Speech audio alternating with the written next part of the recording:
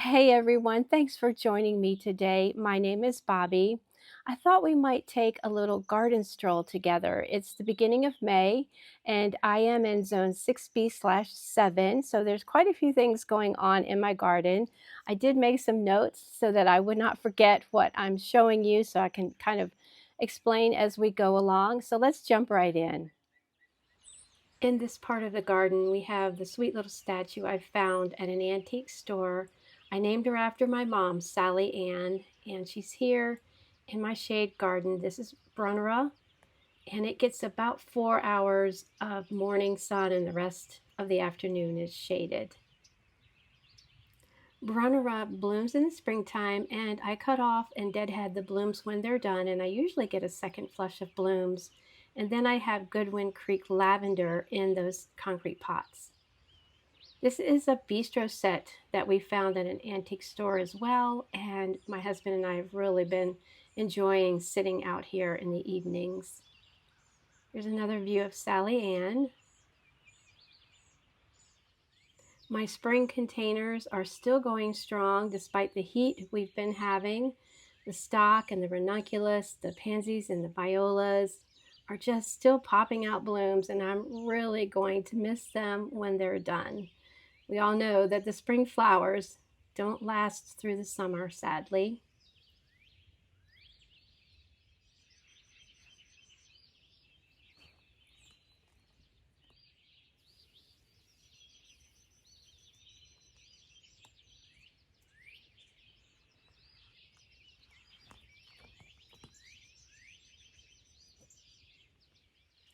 The Coosa dogwood is beautiful this year. The Coosa puts on their leaves first and then their blooms. All of my other native dogwoods have finished blooming. They bloom first and then comes their leaves. But I've always enjoyed having this Coosa dogwood in the front of my garden.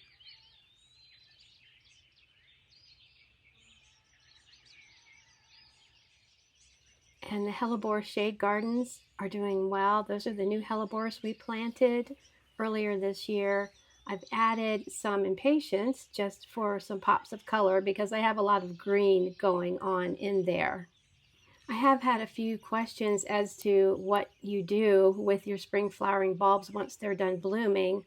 And you can see here that I'm basically just deadheading the bloom stalk.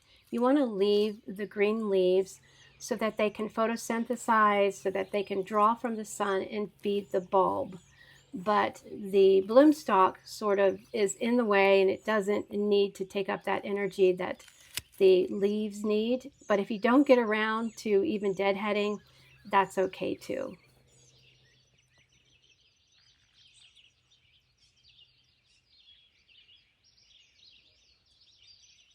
And now we come to pretty much the prize of my spring garden. This is a Snowball Viburnum. I have another viburnum that I forgot to take some footage of, but this is a Snowball Viburnum, and I have a video sharing about the story of this shrub. It has a great story, so I will link that down in the description of this video. But let's just take a minute and gaze on the beauty of this shrub.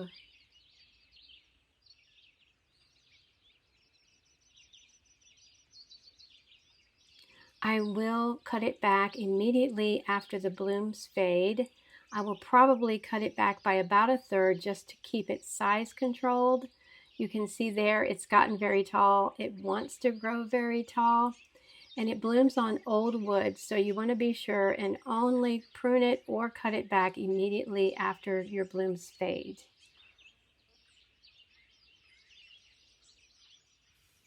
There's some Dutch iris in the process of blooming. And this creeping phlox was so pretty right behind the Dutch iris. Very, very pretty. Now the blooms have pretty much all faded.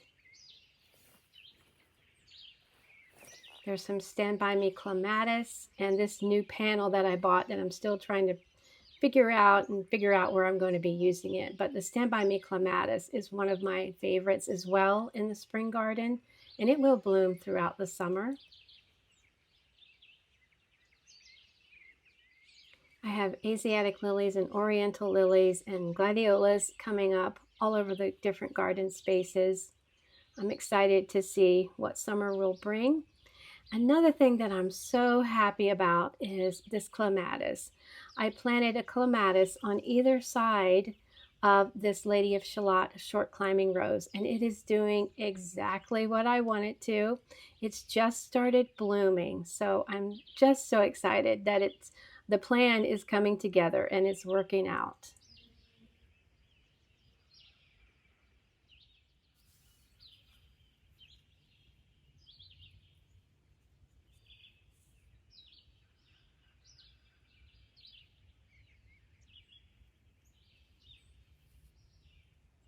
And if you remember the poppies that we sowed in the ice cube method, there they are.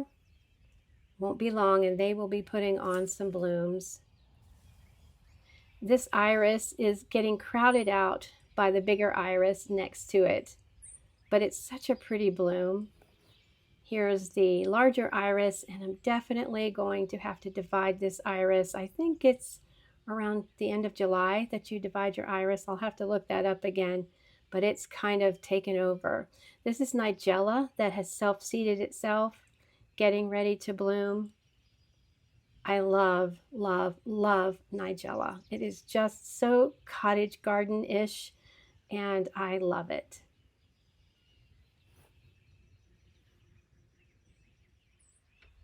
More lilies coming up everywhere.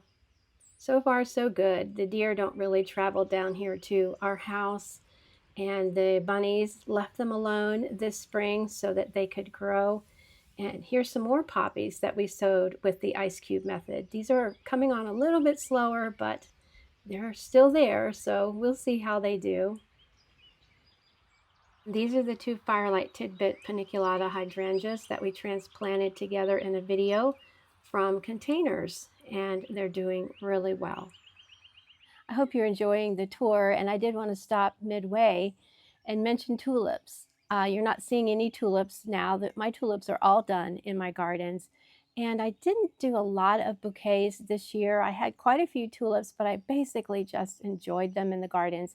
I did a few bouquets for family and friends to give away, but I didn't do nearly as many as I usually do. So I did want to mention the tulips. I use most all of my tulips as annuals, and I buy a few from Longfield Gardens, but I buy the bulk of them from the big box stores, so that I don't have a huge amount invested in tulips because I use them as annuals. So let's continue on with our stroll together.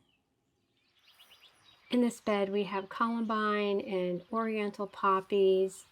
I love that we were able to use some of the American chestnut rails that were used here on the farm. And the ground cover you're seeing there is called Snow on the Mountain.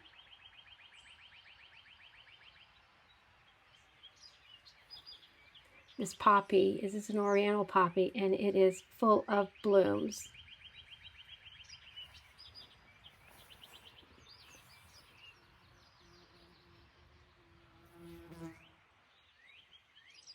My kitchen garden is doing well. I've just started planting it up. That's some oregano that I transplanted, and I've started planting out some of my tomato plants. I need to plant out a couple more. That one's huge. I'm excited to see how that one tastes. This is wildflowers sown in the middle and peas on either side of this trellis.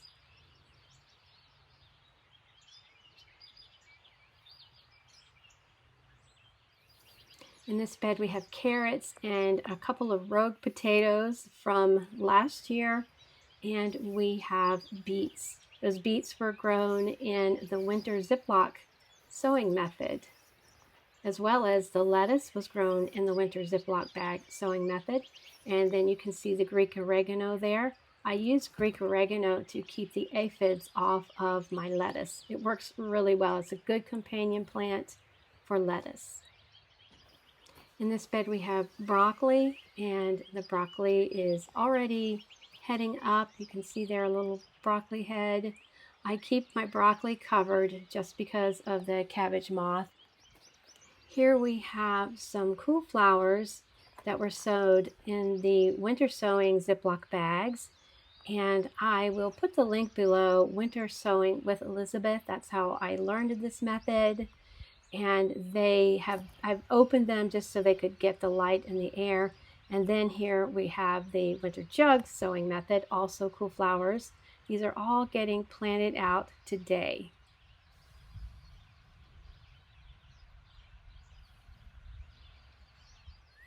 In this raised bed, you can see there we have yarrow in the front, and the rest of the flowers were sowed in the winter sowing method using the Ziploc bags. I have Clarkia, I have corncockle, poppies. So I'm excited to see the different colors of flowers that will be coming up in this bed. This is Orlea, all self-sowed, and some Rudbeckia kind of dispersed throughout this bed. Orlea is a bit of a thug, and it's a great filler for your bouquets, but it's quite a thug. It will get everywhere. So I'm thinking about maybe trying to eliminate the Orlea. I'm not sure I'll be able to do that. In this bed, we have ranunculus. We have one lone anemone that sort of was left over from another planting from last year, and a few poppies. And in this bed, this is my fall sowed cool flowers. This is Sweet William, and I sowed those out as transplants. I started them as seeds, and then they were sowed out as transplants 6 weeks before my first frost date. And that is Canterbury Bells in the center and Feverfew right there. My peonies are doing very well. I found some really cool supports for them on Home Depot, these willow supports. I did have to cut off about a foot of the supports because they were too tall, but I'm so happy I found those. They came in a cylinder type method and they were already all hooked together, so I was happy to be able to find those.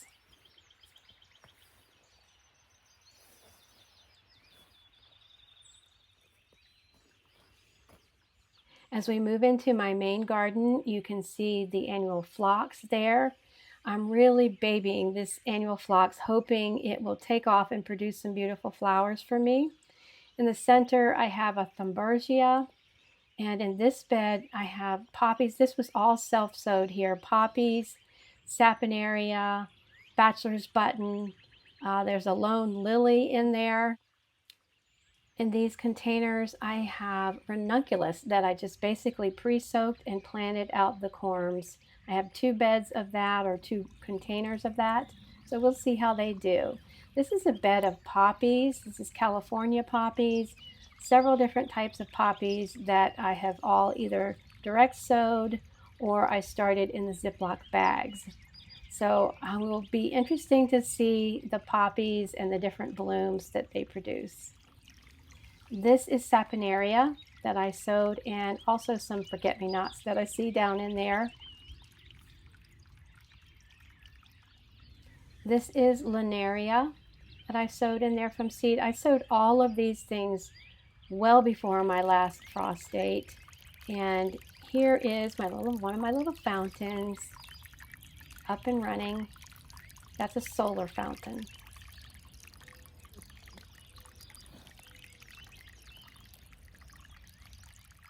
This is the bed we planted out together last fall with a variety of different bulbs. You can see the anemones there and some alliums. There was a late blooming daffodil that I really enjoyed having in this little garden. Quite a variety of bulbs here in this little area. In the center there's some more alliums. I think that's a woodland hyacinth, I believe. And just a fun little garden to have. I have interplanted some poppies in here, and I will also interplant and sow some cosmo seed, just so when all of this dies back, the cosmo will grow up. Here's some more alliums. This little short allium, I'm not sure which one that is, but I'm not loving it, but it's kind of cute. This is a bed of yarrow that has been here for a couple of years. It's red and yellow yarrow, and I love having it to dry. It's just done really well. As you can see, it's very full. Hopefully it's not too full in there. So just panning around the garden, I'm doing things quite differently this year. I've planted out some of my dahlias. I have some GMs there, and I'm just going to not have it quite so crowded this year. My little faux garden porch is still standing and still doing well, and we are still enjoying it. I wanted to take you back to this little area, show you a few more alliums. This is an area we saw earlier in the video, but I'm really loving the color combination I have here. And if you can see the little succession of colors there in the container, and then the alliums, and then the clematis, I didn't really plan on that, but I noticed it the other day and I thought, well, how fun, the different succession of colors.